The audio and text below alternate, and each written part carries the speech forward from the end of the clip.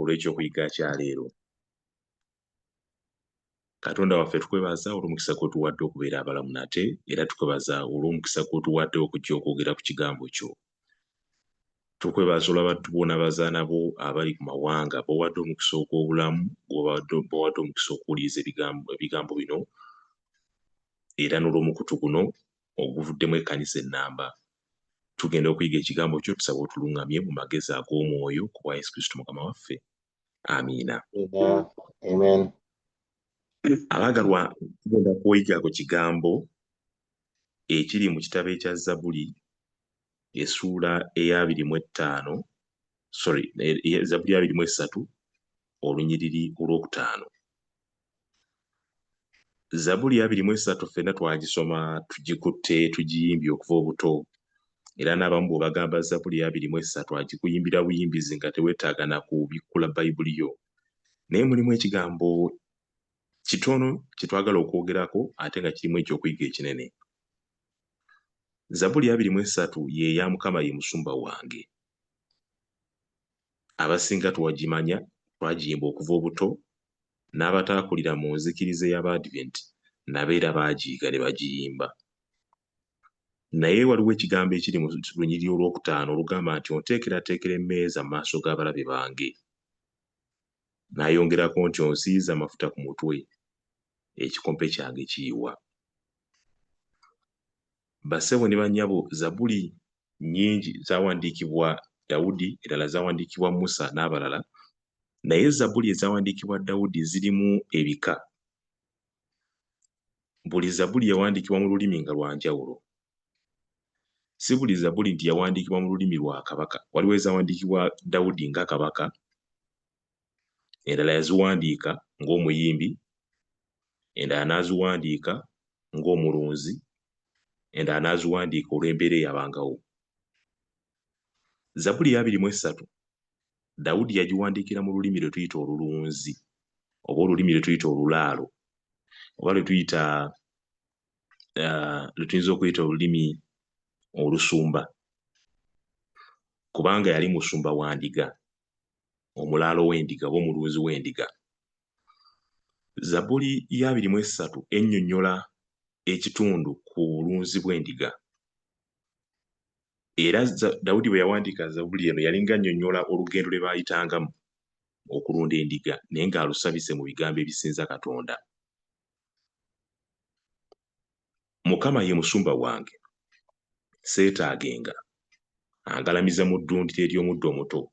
Ebigambo ebyo byonna okuva waggulu okutuuka wansi, ddayo obisome bulungi, ojja kukizuula nti yawandiikanga Zabbuli eno ng'agyesigamya ku lulimi olulunzi, naye ebisinga bisabikiddwa amakulu nga byetaaga kuggyayo.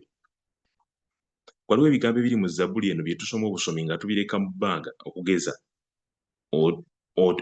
oteekateeka oba ateekerateekera emmeeza mu maaso g'abalabe bange. Ekyo nakyo yinza okukitunuulira nga tekitegeerekeka, ate mu kulunda mugiramu mutya emmeeza. Ebigambo ebiri mu Zabbuli eno ebimu bya buziba, biringa bijjudde filosofa omungi, ebyetaaga okutuula n'ofumiitiriza kye yali ategeeza ng'oggyeko kubiyimba obuyimbi ng'ekitontome. Olwaleero njagala okwogera ku kigambo ekiyitibwa osiize oba onsiize amafuta ku mutwe gwange. Amafuta gaakozesebwanga mu mirembe egy'edda ku mirimu giringa esatu oba ku mikolo giringa esatu, weewaawo giyinza n'okusingawo. Ogusookera ddala, amafuta gaakozesebwanga mu kwaniriza abagenyi.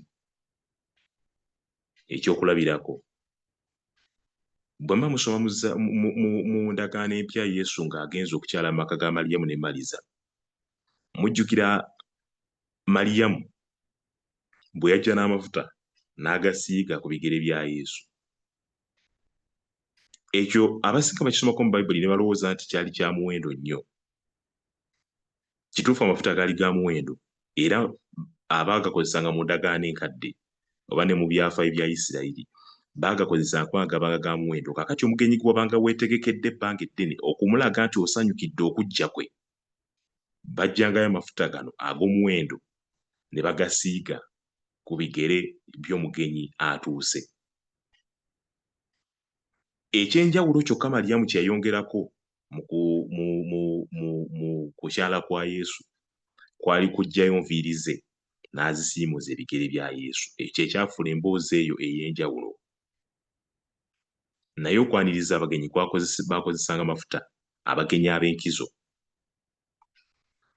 Omukolo omulala ogwakozesebwanga mafuta kwabanga kusiiga oba bakita batya anointing, okuwonga, okwawula, okufuka amafuta ku mutwe gwa kabona Katonda gwe yeerobozza.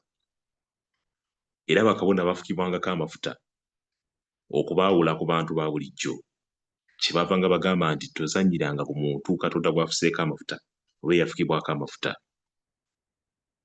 Omukolo ogw'okufuka amafuta ku muntu yenna Katonda gwe yeerobozza ayitibwa kabona, gwabanga gwa muwendo nnyo mu Isirayiri, era ne kaakano bwe guli. Kyova olaba ennono eyo yasikirwa n'eno yonna gye tuli, nti omuntu yenna Katonda gwe yeerobozza tugamba nti yafukibwako amafuta ag'omuwendo. Njagala okwogera ku mukolo ogwokusatu ogwakolebwanga nga gwetaagako amafuta, weewaawo n'amalala n'emikolo emirala mingi. Omukolo ogwokusatu gwe ngenda okwogerako gwabanga gwa bulunzi. Mu Isirayiri okuva dda na dda nga Isirayiri eringira bw'eri, nga kubika ekitundu eky'eddungu n'ekitundu ekiriko omuddo. Abalunzi b'endiga baatambulanga n'endiga zaabwe okumala ebbanga ddene. Baatambulanga n'endiga okuva mu malungu gye baabeeranga ne bazisomosa okuzituusa ewabanga omuddo we baalundiranga.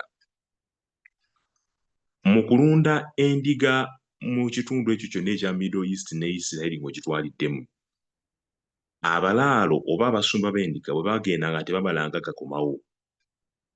Baamalangayo ebbanga ddene, kubanga mu ddungu we baasomokeranga okugenda okutwala endiga ku ttale mwabangamu ebiwuka bye njagala okukozesa ekigambo ekiyitibwa ebivu, kubanga kye tujja okutegeera.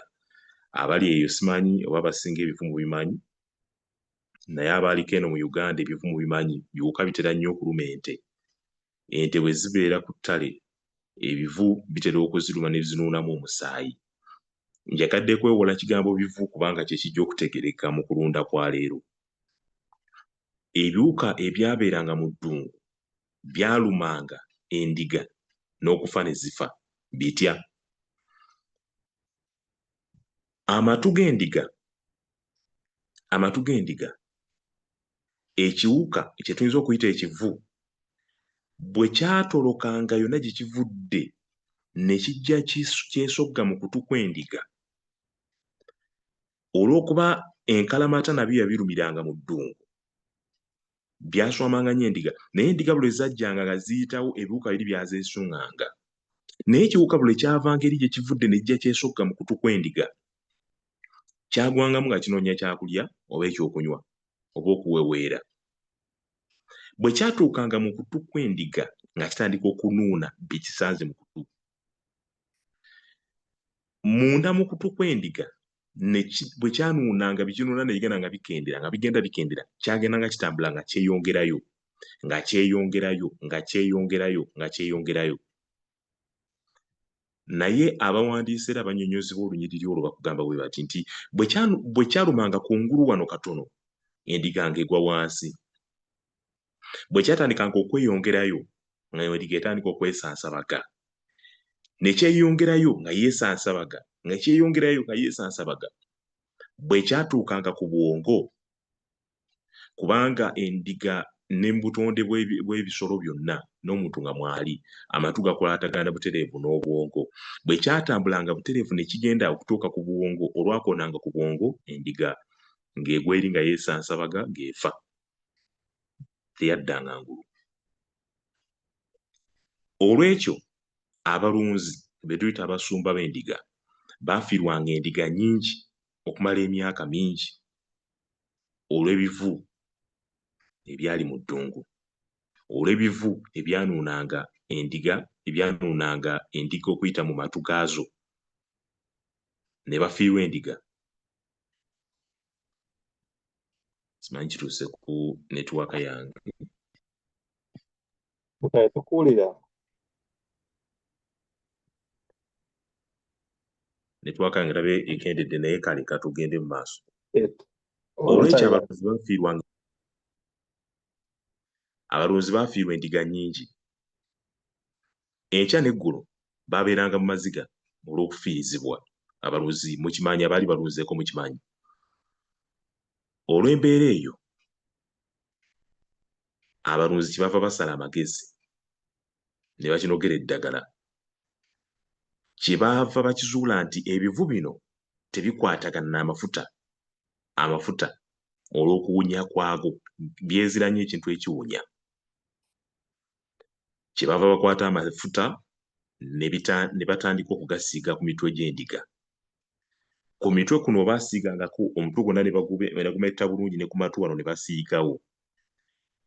Ekivu bwe kyajjanga ne kituuka ku mutwe gw'endiga esiigiddwako amafuta, olw'okuwunya kw'amafuta gali, ekivu kyatalantukanga butalantusi ne kyeyongerayo, nga kinoonya endiga etesiigiddwako mafuta ku mutwe.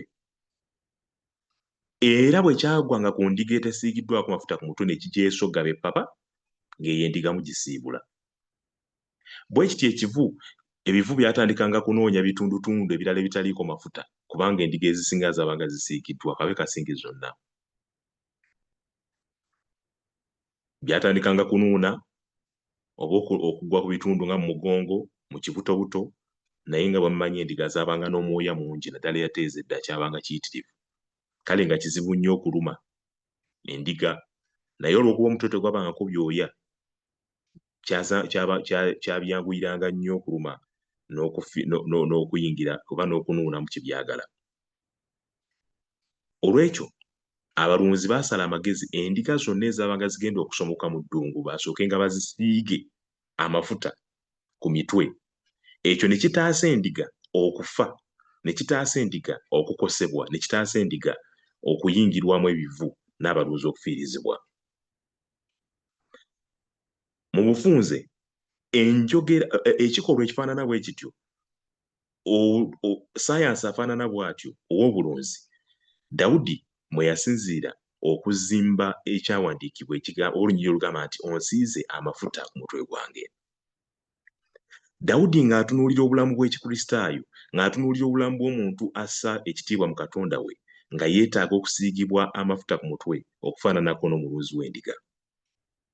Kyava wandiika ekitundu ekisembayo eky'olunyiriri olwokutaano olwa Zabbuli 23 nti onsiize amafuta ku mutwe gwange.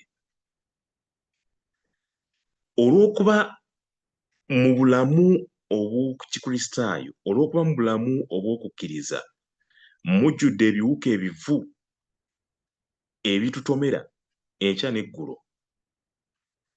ebitutomera okuyitamu ebyo bye tuwulira, ebitutomera okuyitamu ebyo bye tulaba, ebitutomera okuyita mu matu gaffe, ebitutomera okuyita mu maaso gaffe, ebitutomera ndowooza kaŋŋambe ne mu kamwa.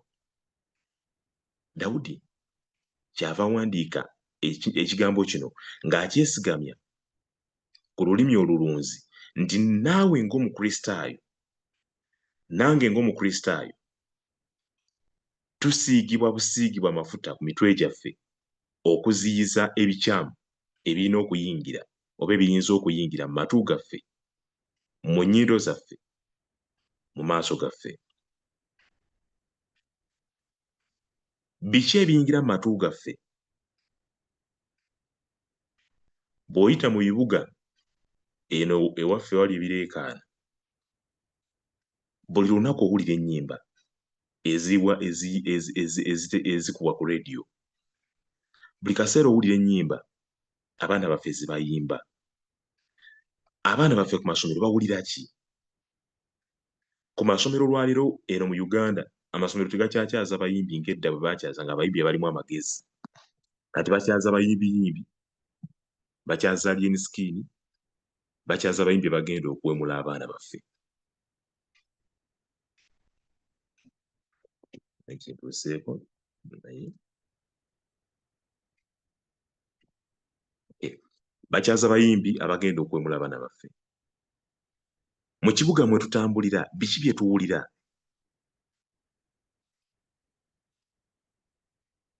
Biki bye tulaba? Lwaki Dawudi ayogera ku kusiiga amafuta ku mutwe? Kubanga ku mutwe kwe kuli amatu agawulira. Kubanga ku mutwe kwe kuli ennyindo eziyingiza bye tussa. Kubanga ku mutwe kwe kuli omumwa ogwogera ebisaana n'ebitasaana. Kubanga ku mutwe kwe kuli amaaso agalaba ebisaana n'ebitasaana. Kubanga ku mutwe kwe kuli central command center ey'obulamu bw'omuntu bwonna kituyita obwongo. Kubanga ku mutwe ekintu kyonna ekikwata ku mutwe kiba kifuza obulamu bwonna. Kiba kifuga obulamu bwonna. Dawudi kyava agamba nti onsiiza amafuta ku mutwe gwange. Olwaleero omulembe gwe tulimu bassebo ne bannyabo, mu Uganda n'abatali mu Uganda, omulembe gwe tulimu gwa bulabe nnyo kubanga omulabe amaanyi gonna gatadde ku kuwamba mitwe gyaffe. Sitaani amaanyi gonna gatadde ku kuwamba mitwe gyaffe atya ng'ayita mu bye tulaba, ng'ayita mu bye tuwulira, ng'ayita mu bye twogera. Omutwe gwonna n'agujjuza. Obwongo bwaffe abupakiddemu ebintu bye tuwulira oba bisaana oba tebisaana. Amaaso gaffe agatimbye ebbula kubanga buli kye tulaba tekisaana naye ate nga kiyingira. Okumanya atutuusizza wabi, kati omuntu ne waba alaba ebitasaana, bw'abiraba emirundi mingi bifuuka kitundu ku ye. Ye akimanyi nti okuzimba obwongo bw'omuntu nga bukyafu, dirty mind, okwonoona n'okujjegawaza omuntu tekyetaagisa kupapa. Agenda ajjuzaamu kamu mpolampola olwaleero, n'enkya n'akwongera ekirala, naluli n'akwongera ekirala, okuyitawo omwaka ng'omuntu obwongo bwonna bujjudde kaki kya mwereere. Olwaleero katutunuulire ebintu bye tuteekako amaaso gaffe n'ebirowoozo byaffe, bye tuteekako amatu gaffe oba bye tuwulira mu matu gaffe. Mbadde njogera ku bibuga nga Kampala ne mu bibuga ebyo gye muli. Ebintu bye tuwulira buli kaseera byo bye tusaana okuwulira. Bwe biyingira mu matu gaffe birekamu ki? Bwe biyingira bifuluma oba bwe biyingira binywera oba amatu gaffe nga gayingiza bingi. Okuva ku makya okutuuka obudde buwungeerera omuntu okugenda okwebaka aba awulidde ebintu bimeka? Bingi, tosobola na kubimanya. Omuntu obukeerera okutuuka okuziba aba alabye ebintu bimeka? Bingi, tosobola na kubimalayo. Abirabirawa? Ensi eyaleero mwe twogerera efugibwa kye tuyita omutimbagano. Nti ne bw'oba weesibidde mu nju yo nga mwokolera emirimu gye tofulumye kugenda bweru, omutimbagano gukusangawo. Mu bulungi oba mu bubi, omulabe akutuukako okuyita ku ssimu gy'okutte mu ngalo. Essimu gy'okutte mu ngalo yeggyirako abawemula, essimu gy'okutte mu ngalo eggyirako aboogera ebyakasalo, essimu gy'okutte mu ngalo eggyirako obutambi bw'obuseegu, essimu gy'okutte mu ngalo eriko leediyo eziwemula. Wano mu Uganda kati okuwemula kyafuuka kitundu ku kuweereza ku mayengo ga leediyo ne ttivi. Essimu gy'okutte ofolowinga bantu ki ebijjudde ku mitimbagano, kubanga lw'otuuka ku mutimbagano osooka kunoonya binaakuwa ku nseko, naye ate binaakuwa ku nseko olina kunoonya ani yalwanye ne gundi, ani yavumye ono, ani yawemudde. Essimu gy'okutte mu ngalo, Setaani kati akozesa bituli kumpi okupakira mu matu gaffe ebivu. Ate ebivu tebinuuna ku sipiidi nga bwe twandirowoozezza. Bwe biba binuuna tebiruma, bigenda biwoomerera owulira akantu akawoomerera nga kagenda kayingira mu bwongo mpola mpola. Ekyali kitunuulirwa ng'ekyesittaza mu maaso go kikyuka ne kifuuka ekitundu ku ggwe. Bw'ati mulabe bw'agenda atukolako omulimu. Okumanya atutuusiza wabi, tetukyasobola na kwefuga okulwanyisa essimu ze twogererako. Njogera ku ssimu, njogera ku kompyuta, njogera ku bintu ebitwalira obudde ebisinga obungi. Ne bwe tuba tuzza wakati wakyali mboozi. Omwami bw'atuuka eka aba akooye dakiika 2 ng'adda ku ssimu ye. N'omukyala bw'atuuka eka olumala okubuuza ku beeka ku ssimu ye. Abaana nabo oludda eka kubanga tetukyasobola kulwanyisa mitimbagano, tetukyasobola kulwanyisa tekinologi ono atujjidde olwaleero. N'abaana baffe ku masomero babeetaaza okubeera n'essimu, babeetaaza okubeera ku mitimbagano kuba kati ne research agira ku mitimbagano oba akolerwa ku mitimbagano. Omwana asobola okubeera awaka n'akola research n'amusabbiiti ng'akozesa mutimbagano. Kakati mwesanga awaka nga kumpi buli muntu alina essimu okuggyako omwana ayonka, kubanga n'omwana atannaba kutandika kwogera tumugulira kitaabu afune ky'anaazannyisa. Ne tuwunzika ng'omulabe atufunzizza erudda n'erudda nga buli kye tukola kyetaaga mutimbagano, buli kimu mutimbagano, buli kimu buli muntu ali ku ssimu ye, ku ssimu ye. Kyangu okutuuka waka nga taata, maama n'omwana buli muntu ali ku ssimu ye naye nga bali waka. Ebiyingira mu matu ga buli muntu, ebirabwa ku ssimu n'ebigenda mu bwongo bw'abantu byonna nga biva ku ssimu ezitamanyiddwako omuntu omutuufu azifuga. Tuli mu mulembe omuzibu ennyo nga n'abatunda internet kati bajja ne batusanga ne mu maka gaffe ne bagamba onoogulako data, onoogulako bagite batya fiber network, nti mbeera bwezi waka. Aba MTN, aba Airtel, aba Simba Telecom n'abalala ne bajja ne bakuwa kye bayita home internet, ne bagikuteekerayo osasula mu mwezi, ne bakugamba ne ku mwezi guno bw'ogula omwezi gumu tukuwa emyezi 2 oba myezi 3 bonus. Ekyo tekikolebwa na kigendererwa kya kukusanyusa nti bakwagala nnyo kuba si baana ba kitaawo. Waliwo mission ey'okwonoona omuntu okuviira ddala ku mulimu gy'akolera, gy'abadde alabira ku intaneti, gy'abadde abeerera ennyo ku intaneti, okutuuka mu kkubo mwayita okuggyeka, kubanga emmotoka tuzivuga tuli ku ssimu, ovuga bw'okebera ku ssimu, ovuga bw'onyumya n'abantu ku ssimu, n'otuuka waka nabo bakwagala ku intaneti kubanga wasasula omwezi gwo olina okugukozesa waakiri ssente zo zigenduke.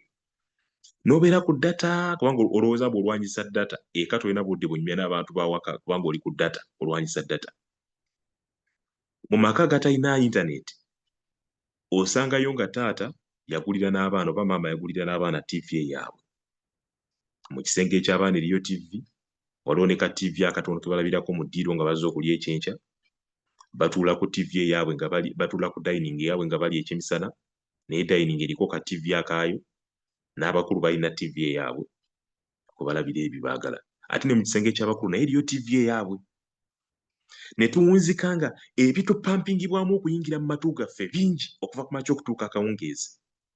Ku mulimu gy'okolera eriyo TV, eriyo n'intaneti, bakozi banno biboogera si bye eby'ekikristaayo era si byoyagala ennyo okuwulira, naye olw'okuba ensi ekyo kyekwagalamu, olw'okuba omulabe ekyo kyakwagalamu, mwetegefu okupampinga ebintu ebingi mu matu gaffe, mu bwongo bwaffe bifuuke ekitundu ku ffe. Akimanyi nti okuzimba kasasiro mu matu gaffe tekyetaagisa ddakiika ntono, tekyetaagisa budde butono, kitwala obudde bungi, naye mwetegefu okuinvestinga obudde obwo bungi mu ggwe. Ennaku ezo wayiseewo akaseera si bbanga ttono nnyo, ewa Bakuli, abamanyi ewa Bakuli mu kibuga Kampala, nabanyumizaako era wano omuvubuka eyali yaakaava okusoma e Bungereza bwe yatuuka eka nga azze mu luwummula yejja ne laputopu ye n'atuula awaka bulungi. Wiiki emu n'esooka eggwako, wiiki eyokubiri, kakati ng'oluwummula lunaatera okuggwako yalina ebikoosikoosi bye yali yajoyininga, bye yali yeegattako ng'agenze e Bungereza eyo. Olunaku lumu ng'ajja abavubuka abalinga bamuwa ku ssente nga yali yeebuuza nnyo ssente gye bazijja nga baagala okumugatta ku kikoosi kyabwe ne bamulaga bw'ayinza okukikola n'ajoyininga.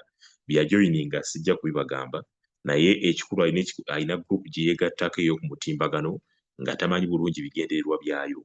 Gurupu eyo ng'erina obutotono bw'esaba obakolere bakuteekere ssente ku akawunti yo era n'akituukirizanga nga tewali buzibu.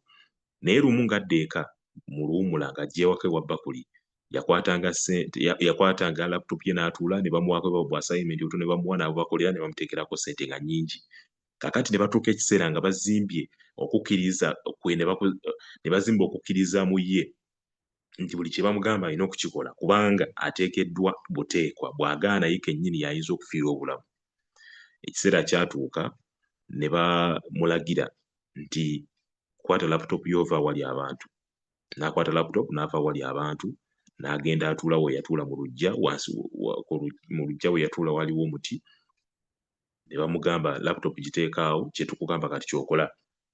Ne bamugamba genda oleeteyo omuguwa, n'aleeta omuguwa n'aguleeta ne bamugamba gusibe waggulu weetuge ojje eno gye tuli.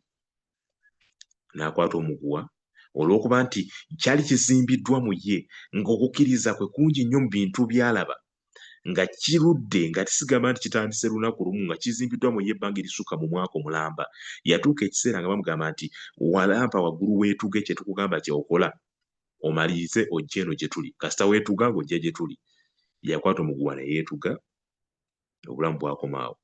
Abaali ku laputopu abaali awaka be bajja ku laputopu ye ne basangawo bye baasangawo era obulamu nga bwalugenze dda. Obujulizi obwo bwasangibwa ku laputopu, ebigambo bye baasembayo kumuwandiikirawo nti kola kino, naye kye yakola kasita yafa ne kaggwamu. Ne bafiirwa omwana yali muvubuka omuto gwe baatwala okusomera e Bungereza ku nsimbi empitirivu. Famire eyo yali njatikirivu nnyo mu kibuga Kampala, naye omwana n'afa olw'okuba yajoyininga oba yeegatta ku gurupu z'ataategeera, naye nga okumusendasenda okutuuka okufa tekyakolebwa mu lunaku lumu, tekyazimbibwa mu ye mu mwezi gumu, kyatwala omwaka mulamba nga buli lunaku abaako ssente zaafuna okuyita ku mutimbagano kubanga kiri kyali kizimbiddwa mu ye mpola setaani mwetegefu n'okuinvestinga ssente zonna ze weetaaga mu bulamu bwo. Ekyo omulabe kyatukolera olwaleero. Famire y'omu ku bagagga mu kibuga Kampala, sisuubira nti nali ngibanyumirizzaako. Omusajja omu ku basuubuzi gwe sijja kwogera linnya kuba n'okufa yafa, yalina mutabani we eyagenda okusomera mu nsi ez'ebweru ng'amutaddemu ssente nnyingi era ng'omutabani yasuubirwa nti yagenda okuba omusika wa kitaawe mu bizinesi empire gye yali azimbye. Omutabani yatuuka ekiseera n'amugamba dadi nkomawo mu Uganda era nzijja ne fiyansi wange. Taata n'asanyuka nnyo n'ayita mikwano gye bagagga banne mu kibuga Kampala, kibiina ky'abagagga kwagala namukimanyi, n'abatuuza n'abategeeza ku nsonga. Omutabani aleeta mukamwana, baasanyuka nnyo era ne bateekateeka omukolo ogwali gw'amaanyi yadde nga teyali mbaga. Ne bategeka omukolo ogwali gw'amaanyi nga balinze okwaniriza mutabani w'omugagga ne fiyansi we, kozesa ekigambo fiyansi mu kooti. Olw'okuba taata yali asuubira mukamwana, yeejaga nnyo n'asala ente n'ayita abantu b'oku kyalo awo mikwano gye.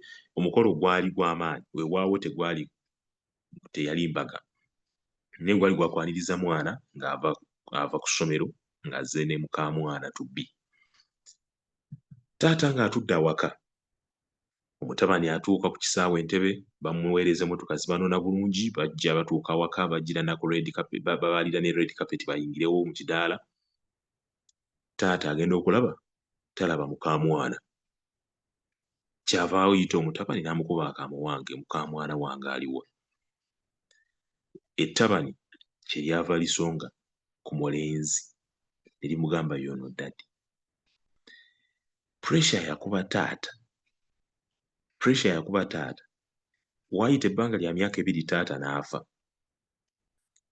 Omugagga oyo abamumanyi boogera kino nti ekimu ku byamuviirako n'okufa mu ngeri efaanana bw'etyo. Obulwadde bwamulumya obwamuleetera okufa tebwava ku bizinesi ze newankubadde ng'azaaliza amaanyi. Obulwadde bwamuleetera okufa bwava ku puresha y'omwana we yali asuubira okuba omusika we, we yali asuubira okuddukanya bizinesi ye ng'avudde mu bulamu bw'ensi eyamuleetera mulenzi munne. Awo ebikolwa ebifaanana bwe bityo tebijja mulundi gumu kuyingira mu bwongo bw'omuntu. Omwana oyo ebbanga lye yamala e Bungereza, lye yamala mu nsi z'ebweru gye yali asomera, ebyo bye yasangayo byamuyingiramu mpola mpola mpola mpola. Newankubadde nga kitaawe yalina obugagga bwonna, omulenzi teyamatira na bugagga bwa kitaawe, yalina okwekolera obuwe. Era yalowooza ku ngeri esinga okuba ennyangu gy'ayinza okufuna obugagga obwo nga kwe kukola emikwano, kwe kufuuka mukwano gw'abavubuka abasiyazi. Okufuuka mukwano gw'abavubuka abasiyazi. Olwaleero ensi mwe tutambulira bwetyo bwefaanana.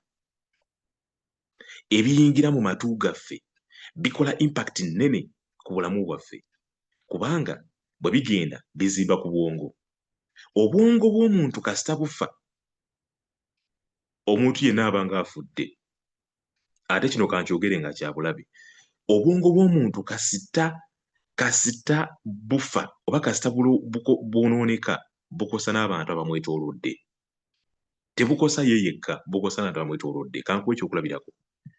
Singa oteesa nti kaŋŋende nzimbe mu lutobazi, mukoka bw'anajja oba amataba bwe ganajja, tegagenda kukosa ggwe wekka, n'ab'omu nju yo bagenda kukosebwa. Naye ate ekyobulabe, ne baliraanwa bo, mukoka bw'anajja n'akuba ekikomera kyo, amazzi ne ganjaala oba amataba bwe ganajja ne ganjaala, n'abaazimba ku lukalu abaliraanye olutobazi bagenda kukosebwa olw'obwongo bwo bwe yasalawo okuzimba mu lutobazi.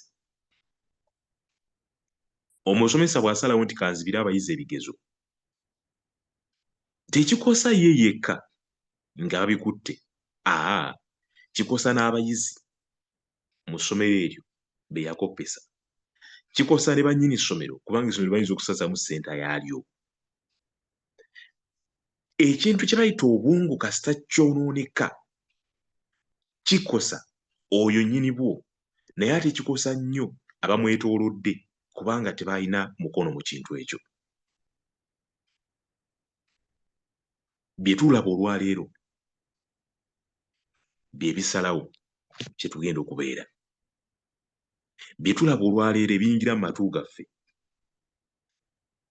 ebyo bye bisalawo kye tuli ne kye tugenda okubeera, kubanga bizimba ku bwongo bwaffe ne bitandika okutusalirawo kye tugenda okubeera. Kyova olaba ku mulembe guno mw'osanga kati Abadiventi nga balwanagana n'abasumba mu kkanisa. Nalabako akatambi ennaku ezo ku muliraano e Kenya, Abakristaayo nga bakubagana n'omusumba, ekiwayi ekimu ekikkiriziganya, ttiimu musumba, ttiimu first elder, ne balwanira mu kkanisa.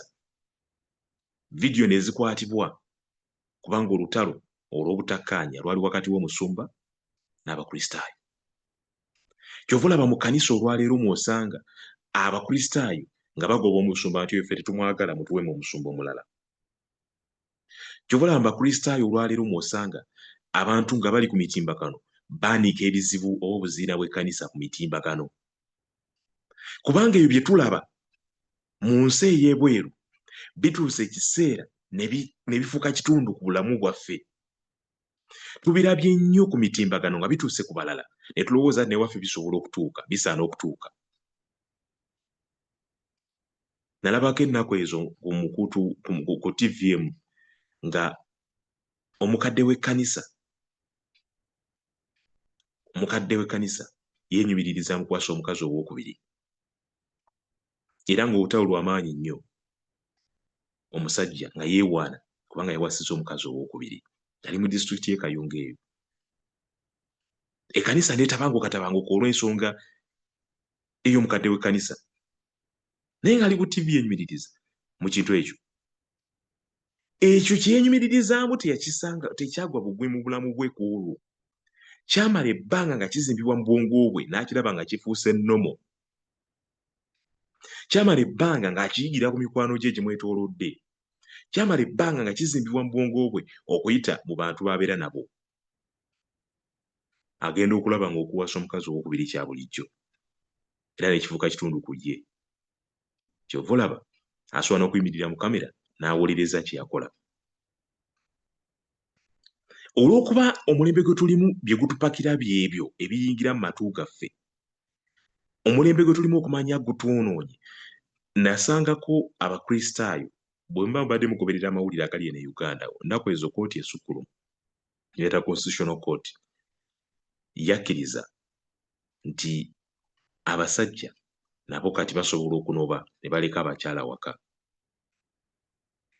Era nawulirako ne mu Parliament omubaka wa Parliament omu ate nga bavunaanyizibwa eyaleeta ekiteeso ng'agamba nti abakazi nabo bakkirizibwe, kyayita women emancipation, bakkirizibwe nabo okufumbirwa mu mali agasukka mulimu. Kiteeso kyajja mu Parliament omubaka omu ng'ate wabuvunaanyizibwa n'akireeta, mbaka mukyala, bakkirizibwa okufumba mu mali agasukka mulimu. Naye n'osanga n'abakristaayo nga batudde bali mu debate ku ekyo, ebatuleke naffe tufumbirwe, ate abasajja bakikola. Abakazi abakristaayo n'abasajja abakristaayo nga batudde mu debate efaanana bw'etyo, kubanga omulembe ogutwetoolodde ebyo bye gubeeramu byafuuka ebivu ne biyingira mu matu gaffe, ne bizimbibwa mu matu gaffe, ne bifuuka ekitundu ku matu gaffe, oba ne bifuuka ekitundu ku bwongo bwaffe. Bwe byatuuka mu bwongo bwaffe byatandika kutusalirawo bye tulowooza, era ebituvaamu nga twogera byebyo, kubanga byayingira ne bizimbibwa mu bwongo bwaffe. Ebyo bye tulowooza, ebyo bye tulaba bye byafuuka ekitundu ku ffe, era bye bituvaamu nga twogera. Bye tuwulira mu matu gaffe, mu bantu abatwetoolodde, ku TV ze tulaba, ku radio ze tuwulira, ku mitimbagano gye tubeerako, byafuuka kitundu ku ffe, bye bituvaamu nga twogera, kubanga twogera bye tulaba, twogera bye tuwulira. Gwe mulembe gwe tulimu, mbabuulidde nti ne ku masomero abaana baffe gye basomera, bye bawulira byebyo. Amasomero gabayigiriza ki? Bugwenyufu. Kyova olaba ku mulembe guno osanga ku masomero agasinga nga bakyaziza abayimbi nga Alien Skin, ng'abaana baffe bawuliriza. Ne bwebuuza omwana awuliriza ki mu nnyimba za Alien Skin, nti kubanga gwe mulembe ye muyimbi aliko.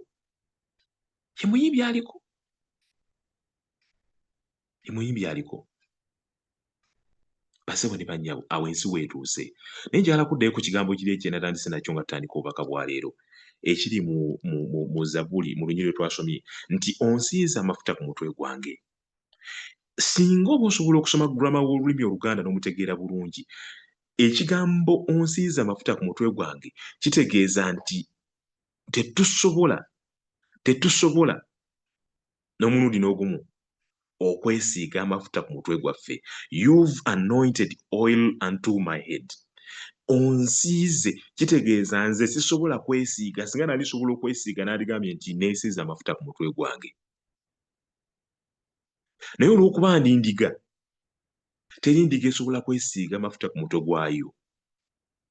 Ayina obuyinza okunsiiga amafuta ago, okuziyiza kakikya ayina gwe twogeddeko n'omulala gwe tutayogeddeeko, okuyingira mu matu gange, okuziyiza kakikya okulabwa amaaso gange. Oyo ye Mukama waffe Yesu Kristo. Yaziyiza obukyafu, yaziyiza kasasiro okuyingira mu matu gaffe, yaziyiza kasasiro okuyingira mu maaso gaffe, okulabwa amaaso gaffe. Kasasiro oyo okugenda okwezimba ku bwongo. Ekituufu kiri nti mu mulembe bwe tutambulira tetusobola kuziyiza kasasiro okuyingira mu matu gaffe. Ekyo kinjagala okubategeeza. Tetusobola kuziyiza kasasiro okulabwa n'amaaso gaffe. Tetusobola kuziyiza kasasiro okwezimba ku bwongo bwaffe, kubanga tutambulira mu kasasiro erudda n'erudda. Bw'oba otambula, ennyimba z'owulira togenda kukwata ku matu zireme kuyingira mu matu go. Bw'oba otaddeko essimu yo togenda kuziyiza amaaso go nti tegalabako yadde n'ekimu ekyesittaza, kubanga ku mitimbagano otambuza butambuza. Naye kino kye kikulu nti ebyo byonna ng'obiwulidde, ebyo byonna ng'obirabye, waliwo asobola okusiiga amafuta ku mutwe gwo ng'oyita mu ddungu omujjudde ebivu. Oyo asobola okusiiga amafuta ku mutwe gwo yaziyiza ebintu bino okutuuka ku bwongo. Ti newankubadde biyinza okutomera amatu, newankubadde biyinza okutomera amaaso, tebiyituuke ku bwongo kunywerako oba okuzimbako.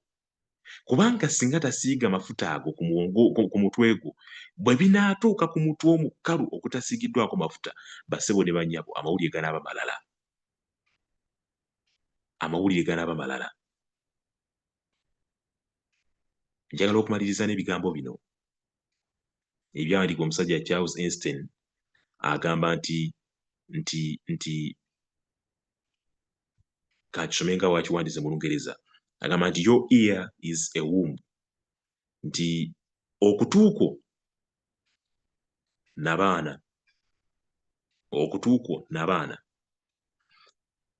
whatever you listen to will be conceived and brought into reality. Buli ky'owulira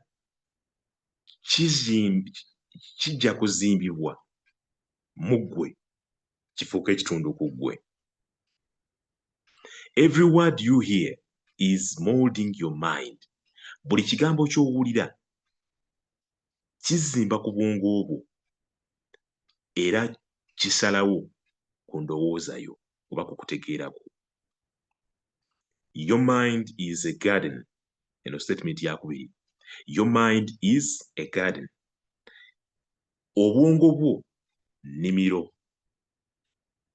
And every word is a seed planted within it.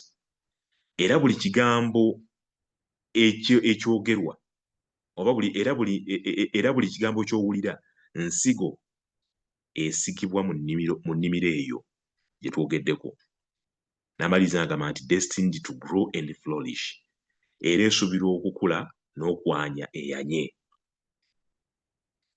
Kanzire mu sentensi zino bulungi nga bwe nzisomye mu Lungereza nti your ear is a womb. Whatever you listen to is conceived and brought into reality. Every word you hear is molding your mind. Your mind is a garden, and every word is a seed planted within it, destined to grow and flourish. Obwongo bwaffe bufaanana ennimiro. Buli kigambo ekiyingira mu matu gaffe eba nsigo esigibwa ku nnimiro. Bw'esigibwako esuubirwa okukula, bw'ekula esuubirwa okubala ebibala. Ebibala ebyo ebinaava mu bwongo obwo tujja kubiwulira mu bigambo by'oyogera, tujja kubirambira mu bikolwa byo ng'Omukristaayo.